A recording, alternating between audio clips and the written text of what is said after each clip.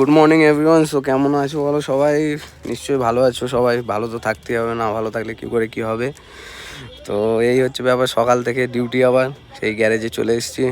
তো আজকে একটু গ্যারেজ ফাঁকা রয়েছে, কালকে তো অনেক গাড়ি ঢুকেছিল, আজকে তো গ্যারেজে অত লোকজন নেই, গাড়ি ঢোকেনি। সকাল থেকে এই যে গাড়ি ঢুকেছে দেখতে পাচ্ছ, কাজ হচ্ছে এখনো, সামনে ফাঁকা রয়েছে। তো সবাই মিলে একটু আড্ডা হচ্ছে। তো আজকে দোকানের ছেলেটাও আসেনি, আমি একা।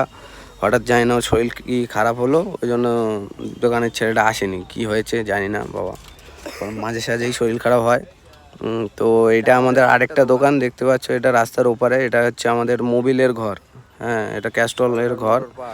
তো আর এইটা হচ্ছে আমাদের ঘর, এটা মেন কাউন্টার হচ্ছে এটা আমাদের সরকার মোটর পার্টসের মেন কাউন্টার। এখানে কারোর কিছু মালপত্র লাগলে এখানে চলে আসবে, কোনো গাড়ি কাজ করাতে হলে চলে আসবে, চাপ নেই। আমি আছি, আমার নাম করে কাজ করাবে, আমি থাকবো, ডিসকাউন্ট করিয়ে দেবো, সব ফেসিলিটি করিয়ে দেবো।